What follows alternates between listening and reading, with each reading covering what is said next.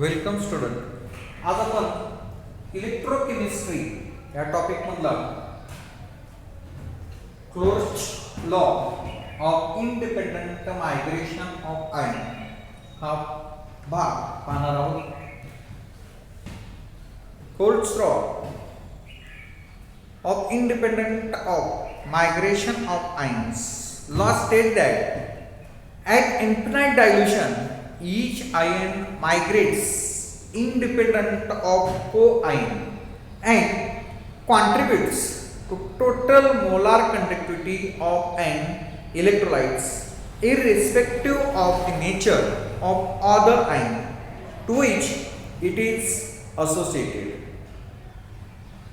Both cation and anions contribute to molar conductivity of the electrolyte at zero concentration, and thus the lambda zero is the sum of the molar conductivity of cations and that of the anions at zero concentration. Thus lambda zero is equal to आता हा जो lambda zero आहे, lambda zero is equal to n plus lambda plus n plus lambda plus n minus lambda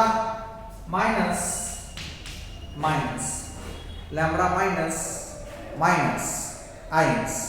This is first equation where the lambda zero, आता यामध्ये हा capital lambda आहे, हा small lambda आहे, हा लॅम्बडा झिरो आहे. Lambda zero molar conductivity at zero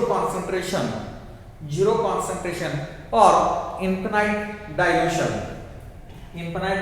और zero concentration. This is also lambda, capital lambda आणि हा सुद्धा लॅम्बडा आहे, कॅपिटल लॅम्बडा आणि स्मॉल लॅम्बडा. आता हा लॅम्बडा आहे, हा झिरो कॉन्सन्ट्रेशन किंवा इन्फिनिट डायल्यूशन, त्याला मोलार कंडक्टिव्हिटी असं आपण म्हणतो. Lambda zero is sum of molar conductivity of cations, and that of the anions at zero concentration. Thus lambda zero is equal to n plus lambda plus n minus lambda minus. The lambda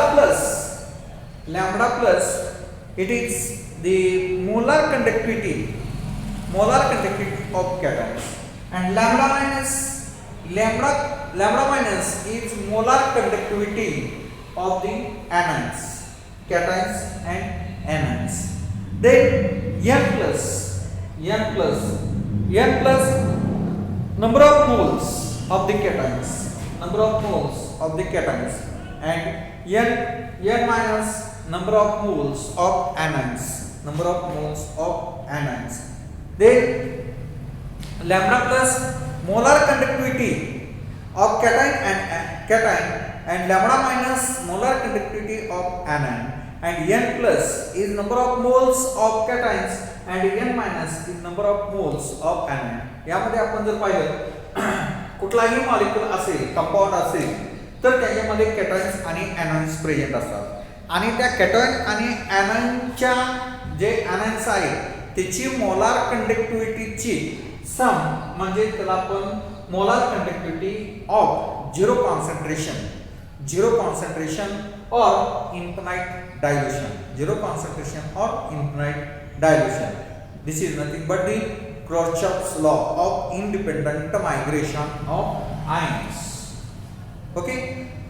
Then application of this theory, application of Kirchhoff's law of independent. What is application? The theory can be used to calculate the molar conductivity of electrolyte at zero concentration or infinite dilution. This theory can be used. This theory can be used at zero concentration to calculate the molar conductivity at concentration of electrolyte at zero concentration. For example, lambda zero, that is this lambda, molar conductivity of zero concentration. आता यामध्ये आपण इथे example घेतलं KCl, molar conductivity of KCl. हे molar conductivity of KCl हे calculate कसं करतो आपण, तर यामध्ये हा जो कॅपिटल लॅम्बडा आहे, लॅम्बडा प्लस, आता लॅम्बडा प्लस हा K प्लसचा आणि प्लस लॅम्बडा हा Cl मायनस, लॅम्बडा हा Cl मायनस लॅम्बडा प्लस. आता फॉर्म्युला आपण या ठिकाणी 0 देऊ शकतो, लॅम्बडा प्लस झिरो कॉन्सन्ट्रेशन म्हणजे sum of the molar conductivity of ions, cations and anions are termed as molar conductivity of this KCl at zero concentration. Another example आपण barium hydroxide चे example पाहूया.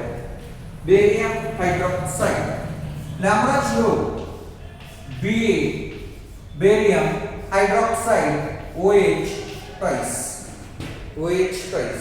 is equal to lambda 0 हा Ba हा cotton आहे 2 plus हा anion आहे, anion कुठला आहे 2 आहे म्हणून 2 आणि OH minus.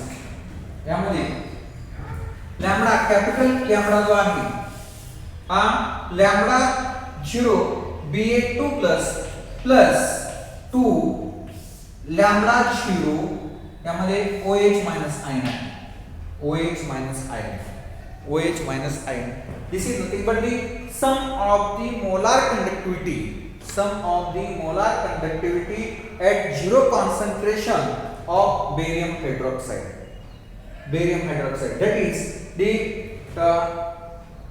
molar conductivity at zero concentration of Ba2 plus 2 into molar conductivity of OH minus ion. This is nothing but the total or molar conductivity of barium hydroxide at zero concentration or infinite dilution.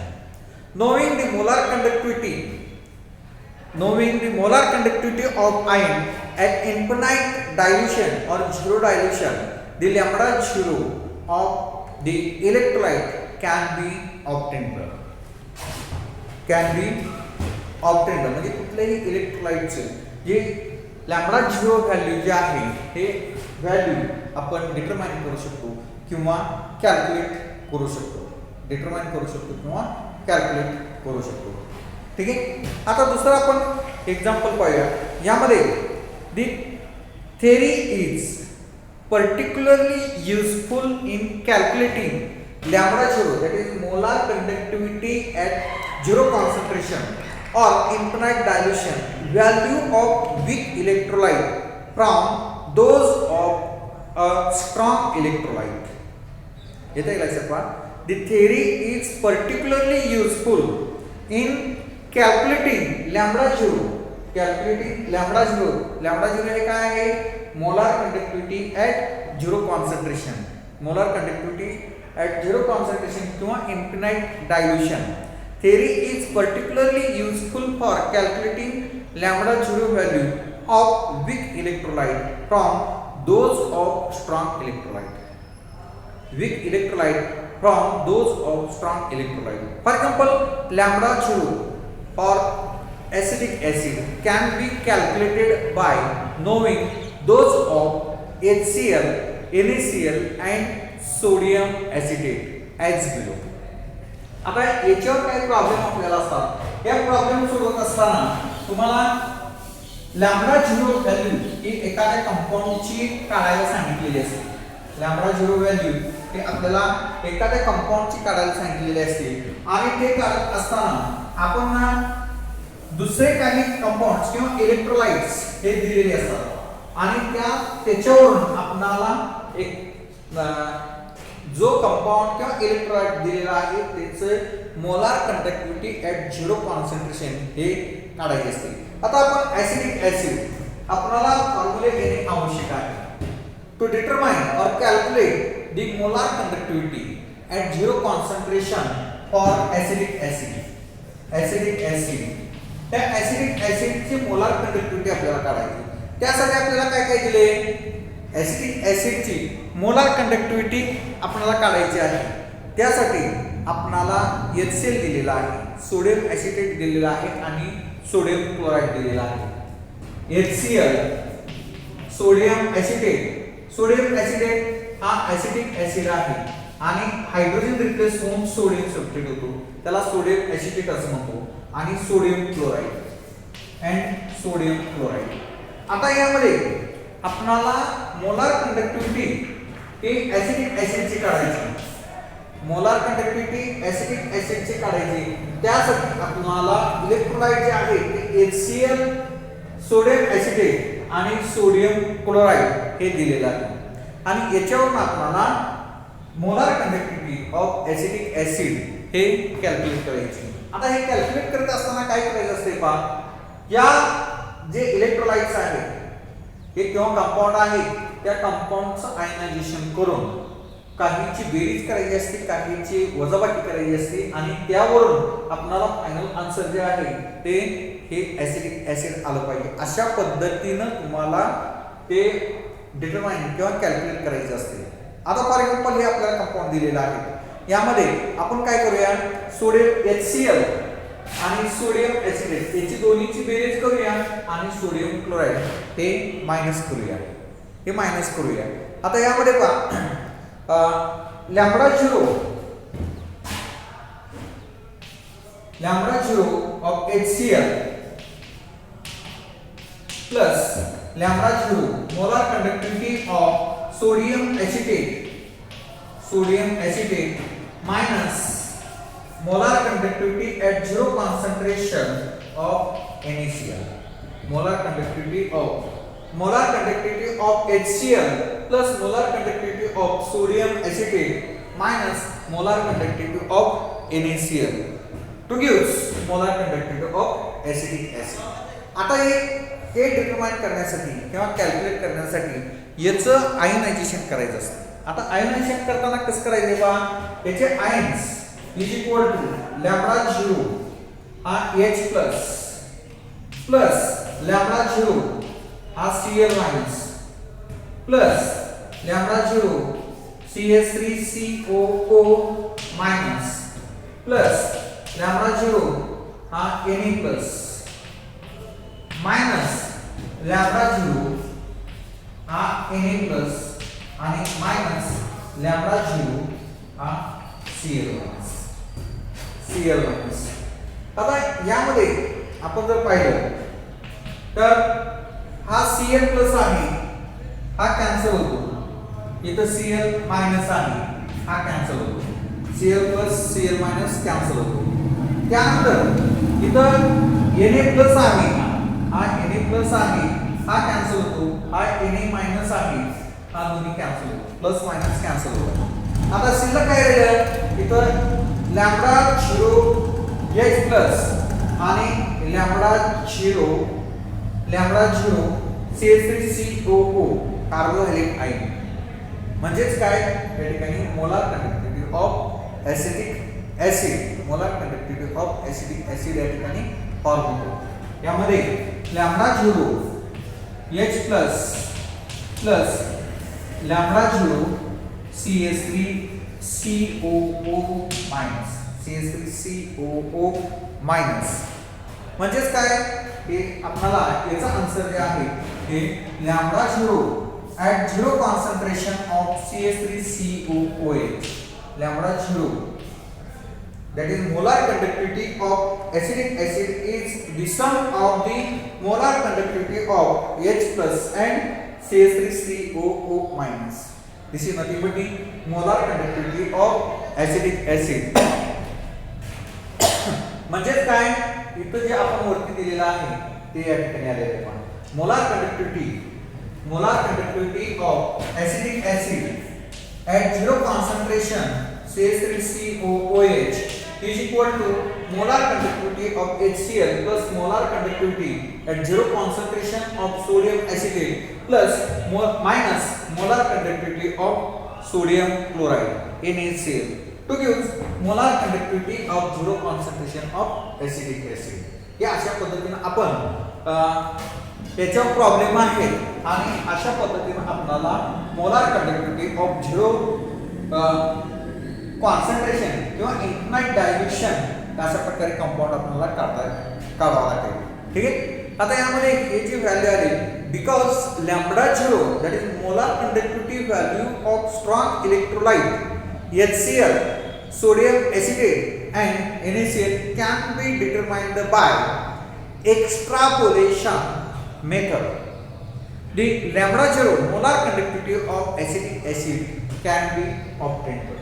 Molar conductivity of acetic acid can be obtained. Okay. आता याच्यावर काय problem आहे एक problem आपण घेऊया numericals. एक problem same फॉर्म्युल्यावरती आपण घेऊया आणि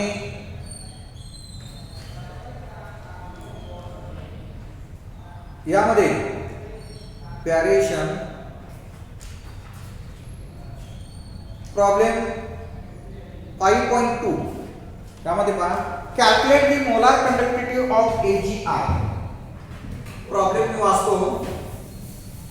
calculate the molar conductivity of AgI silver iodide.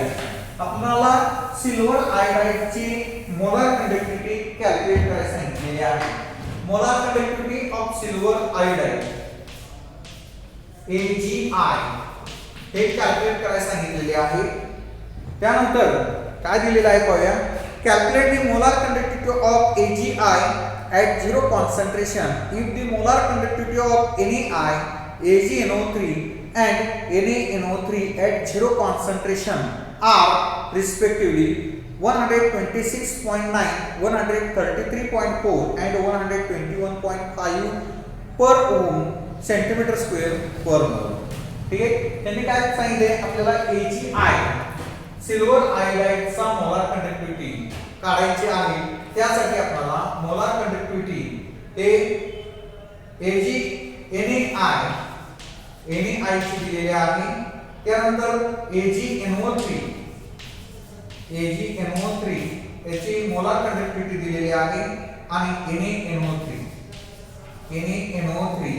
याची मोलार कंडक्टिव्हिटी दिलेली आहे.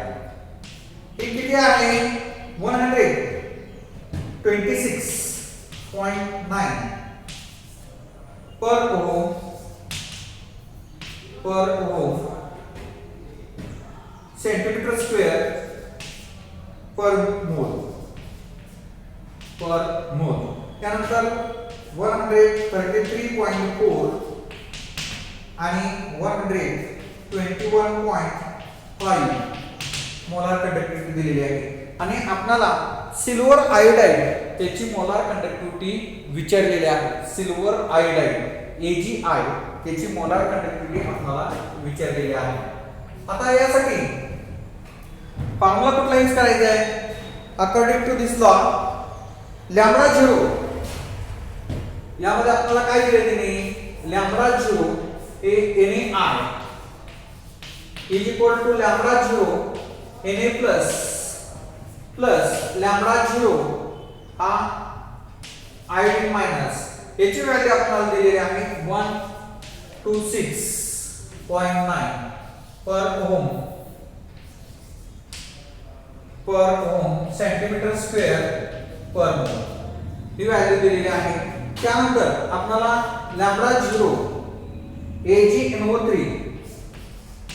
AgNO3 to use lambda 0 Ag plus lambda 0 NO3 minus he value दिलेली आहे 133.4 आणि पुढचा पॉइंट त्यांनी दिलेला आहे लॅम्बडा 0 हा NaNO3 lambda 0 Na plus lambda 0 NO3 minus ही व्हॅल्यू दिलेली आहे 121.5. हे आपल्याला त्यांनी प्रॉब्लेम मध्ये दिलेलं आहे. Lambda 0 is equal to NaI to give lambda 0 Na plus lambda 0 I minus to give 126.9 per ohm centimeter square per mole. Lambda 0 of AgNO3 is equal to lambda 0 Ag plus lambda 0 NO3 minus is equal to 133.4 आणि lambda 0 NaNO3 to gives lambda 0 Na plus lambda 0 NO3 minus is equal to 121.5 per ohm centimeter square per mole. हे value आपल्याला त्यांनी दिलेले आहे. आता equation मध्ये काय करायचे पहा. याला समजा आपण इक्वेशन 1 म्हटलं, 2 म्हटलं आणि 3 म्हटलं. हे आपल्या सोयीनं यामध्ये बेरीज, काही इक्वेशनची बेरीज करायची, काही इक्वेशन त्यामधून मायनस करायचे आणि फायनल आन्सर आपल्याला हे AgI आणायचं आहे. AgI हे आपल्याला फायनल आन्सर करायचं आहे, आणायचं आहे. म्हणून यामध्ये पहिले इक्वेशन जे आहे हे पहिले equation number 1 plus equation number 2 आणि minus equation number 3. Equation number 3 करायचं आहे आणि त्याच्यावरून आपल्याला फायनल आन्सर काढायचं आहे. यामध्ये equation number first lambda 0 is equal of NaI plus lambda 0 AgNO3 minus lambda 0 NaNO3 lambda 0 NaNO3 lambda 0 NaNO3. आता यामध्ये काय करायचे पहा. याची जे व्हॅल्यू आहे ह्या दोन व्हॅल्यूची बेरीज करायची आणि त्यातून ही व्हॅल्यू मायनस केली की येणारी व्हॅल्यू जी आहे ती AgI ची व्हॅल्यू येते. आता ही कशी येते पहा. Is equal to lambda 0 Na plus lambda 0 I minus plus lambda 0 Ag plus lambda 0 NO3 minus lambda 0 Na plus minus lambda 0 NO3 minus. आता हे NO3 प्लस आणि हे NO3 माइनस हे कॅन्सल होतील. त्यानंतर हे Na प्लस आणि हे Na माइनस हे कॅन्सल होतील.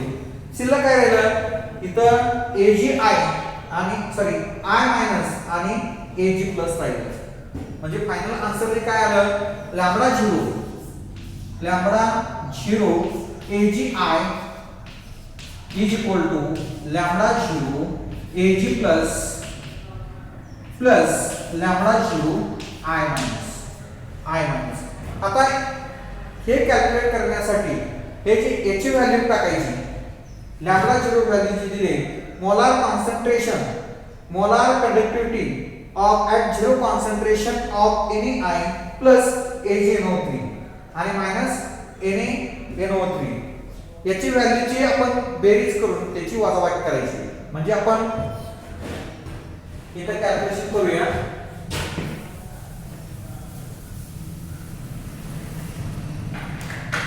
लॅम्बडा 0 NaI व्हॅल्यू किती आहे 126.9 आणि लॅम्बडा 0 AgNO3 याची व्हॅल्यू किती आहे 133.4. याची बेरीज करायची. याची बेरीज 3 6 9 10 1 5 6 2 ओके 260.3 ही याची बेरीज आहे. आता यामधून लॅम्बडा 0 मायनस लॅम्बडा 0 NaNO3 याची व्हॅल्यू मायनस करायची. ती व्हॅल्यू किती आहे 121.5 इज इक्वल टू 8 1 8 1 3 1 38.8 हे काय आलं lambda 0 AGI value AGI is equal to 138.8 per ohm centimeter square per mole centimeter square per mole. This is nothing but the value. This is nothing but the molar conductivity of silver iodide. Molar conductivity of silver iodide is 138.8 per ohm centimeter square per mole. Okay, अशा प्रकारे आपल्याला याच्यावरती problem विचारला जातात आणि ते problem आपल्याला सोडवायचे असतात. ओके, धन्यवाद.